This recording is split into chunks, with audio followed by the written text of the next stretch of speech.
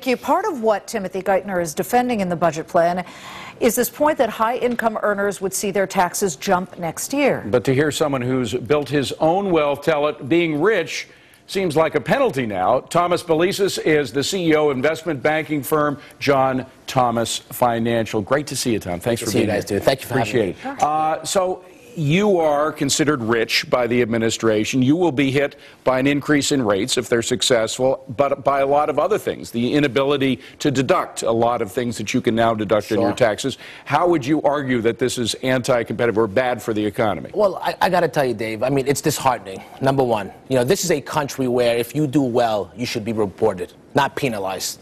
And as an entrepreneur, I feel now building a company from 4 people 3 years ago to over 200 people now, I should get a great job, not be penalized, and put higher taxes on myself to further grow my business and hire more people down the road. Because, that's what it's all about these days, job creation. How are people going to feel comfortable creating jobs if they're afraid they're going to get taxed up the wazoo? It's just not going to happen. Thomas, some people would say that the atmosphere that this country provides, and believe me, nobody likes taxes, and we personally don't like the way Congress spends much of our money, but some would say that paying taxes provides you the atmosphere, the very atmosphere in which you were be able to take 3 people and create a business here. Neil Ferguson, the Harvard Business School professor, said the U.S. is still the best place to start a business safely, where you can walk around on the street and not get bashed over the head, or the streets run and laws are followed. Don't you think, and don't you understand why you at the top level should be the ones to take a hit right now? Well, Liz, let me tell you how I feel. As an entrepreneur, I'm all for paying taxes. That's the American way. But you don't want to overtax people who are responsible for creating a tremendous amount of jobs. I mean, what entrepreneur out there is going to feel confident and comfortable risking their own capital under these conditions now to hire more people? They're basically going to say, listen, why am I going to take my money, give it to the government, have the government misallocate the assets, and risk more of my capital to hire people? It's just not going to happen. We had Jared Bernstein on yesterday. He's an economic advisor for the vice president. We asked him, we said a lot of companies are unincorporated. They take their income, their company profits, and put it on their own personal statement. That means when the rates go up on so-called wealthy people, it goes up on small businesses. Is that going to affect you? Well, it's going to affect everyone, because I'll tell you why. Small businesses start out as small businesses to grow as big businesses, big corporations.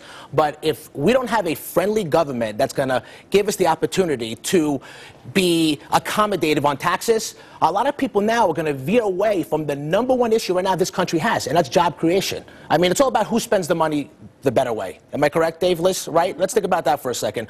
The government, it's known, they have a track record for misallocating assets versus the private sector. The private sector knows that, they're going to allocate their assets more effectively. And more effectively is going to create more jobs and more opportunities for people out there. We've got a huge deficit, Thomas, and we had David Stockman on yesterday. He, of course, was with the Reagan administration, and he said you can't cut taxes right now, and some of this that's hitting the rich is a sunsetting of the Bush tax cuts that was voted upon by Congress years ago. It's just a reversion to the mean. It's not a comfortable mean. But at some point, don't we have to draw down and bring down this deficit? Listen, I agree. We have a big deficit out there. But bottom line is as follows: higher taxes and higher spending is followed by slower growth.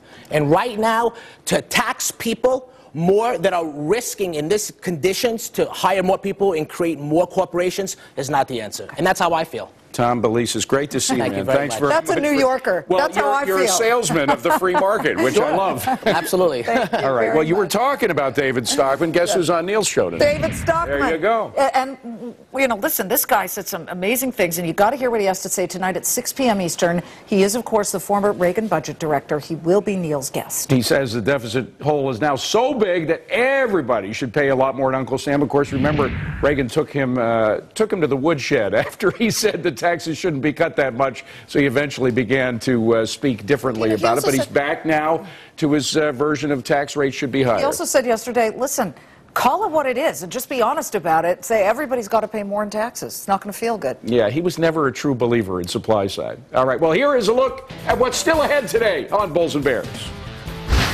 Forget Toyota, the friendly skies.